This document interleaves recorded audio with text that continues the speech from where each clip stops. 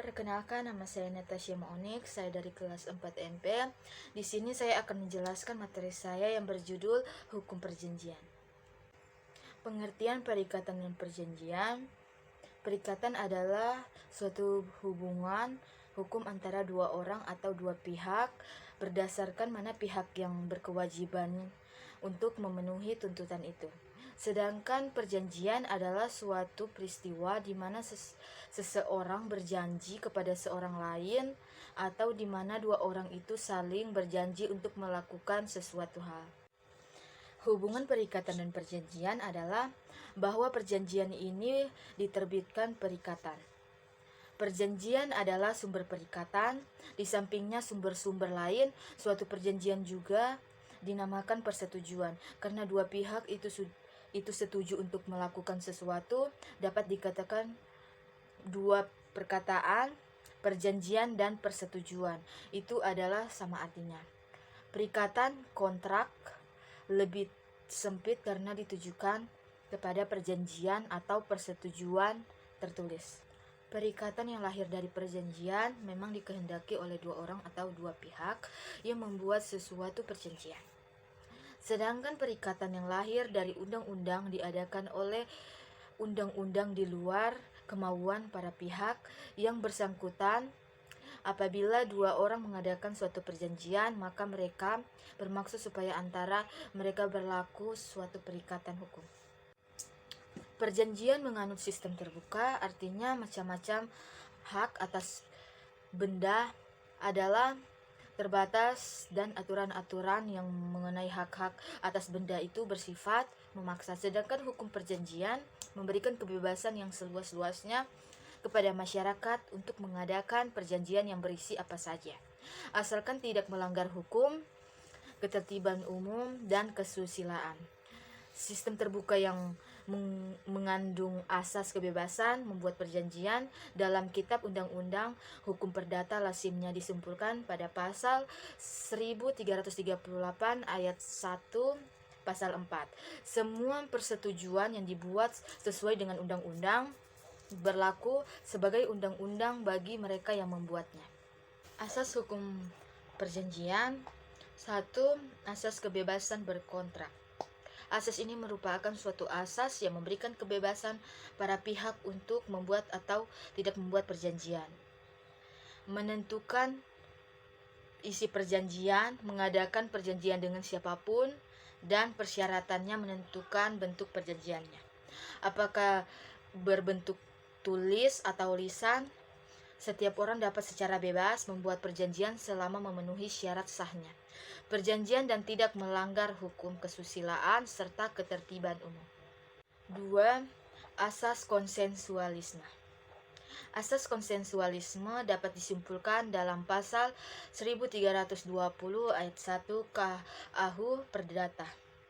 Dalam pasal tersebut, salah satu syarat sahnya perjanjian antara kedua belah pihak. Perjanjian sudah lahir sejak tercapainya kata sepakat.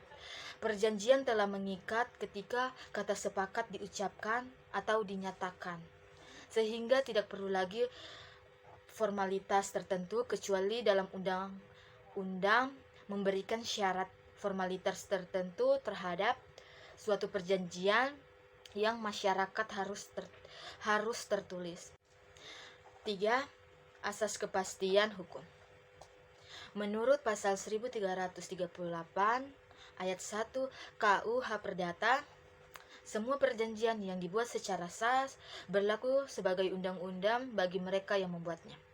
Jika terjadi sengketa dalam pelaksanaan perjanjian, maka hakim dengan keputusannya dapat memaksa agar pihak yang melanggar itu melaksanakan hak dan kewajibannya sesuai dengan perjanjian. Bahkan hakim dapat meminta pihak yang lain membayar ganti rugi. Putusan pengadilan itu merupakan jaminan bahwa hak dan kewajiban para pihak dalam perjanjian memiliki kepastian hukum sehingga secara pasti memiliki perlindungan hukum. 9. Asas itikat bait. Asas ini tercantum dalam pasal 1338 ayat 3 KUH Perdata. Perjanjian harus dilaksanakan dengan itikat baik. Dalam asas ini, para pihak yaitu pihak kreditur dan debitur harus melaksanakan substansi kontrak berdasarkan kepercayaan atau keyakinan yang teguh maupun kemauan baik dari para pihak. Dengan itikat baik berarti keadaan batin para pihak dalam membuat dan melaksanakan perjanjian haruslah jujur, terbuka, dan saling percaya. Keadaan batin para pihak itu tidak boleh dicemari oleh maksud untuk melakukan tipu daya atau menutupi keadaan sebenarnya. 5. Asas kepribadian. Asas kepribadian berarti isi perjanjian hanya mengikat para pihak secara personal dan tidak mengikat pihak-pihak lain yang tidak memberikan kesepakatannya. Seseorang hanya dapat mewakili orang lain dalam membuat perjanjian yang dibuat oleh para pihak hanya berlaku bagi mereka yang membuatnya. Syarat-syarat sahnya suatu perjanjian. A. Syarat subjektif yang meliputi 1. Sepakat mereka yang mengikat dirinya. 2. Cakap untuk membuat suatu perjanjian. B. Syarat objektif yang meliputi 1. Mengenai suatu hal tertentu. 2. Dalam kitab Undang-Undang Hukum Perdata, syarat sahnya suatu perjanjian telah dijelaskan sebagaimana yang terdapat dalam pasal 1320 sebagai berikut. Pasal 1320, supaya terjadi persetujuan yang sah perlu diketahui 4 syarat. Yang pertama, kesepakatan mereka yang mengikatkan dirinya. Yang kedua, kecakapan untuk membuat suatu perikatan. Yang ketiga, suatu pokok persoalan tertentu. Yang keempat, suatu sebab yang tidak terlarang. Perjanjian menurut isinya. 1. Perjanjian yang memberikan atau menyerahkan suatu barang. 2. Perjanjian untuk berbuat sesuatu. 3. Perjanjian untuk tidak berbuat sesuatu. Sesuatu yang harus dilaksanakan dalam sebuah perjanjian disebut prestasi.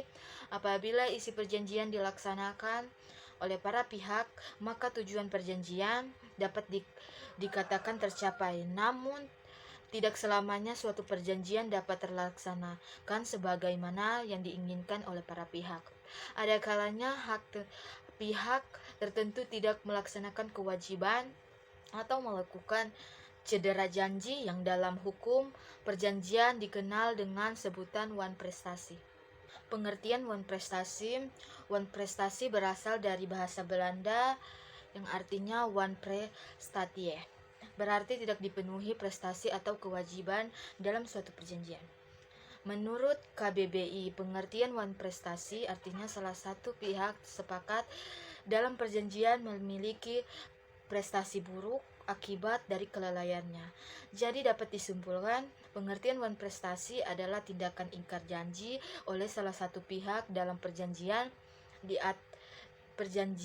di atas materai sebagai akibat dari kelalaiannya sehingga tidak bisa memenuhi kewajibannya.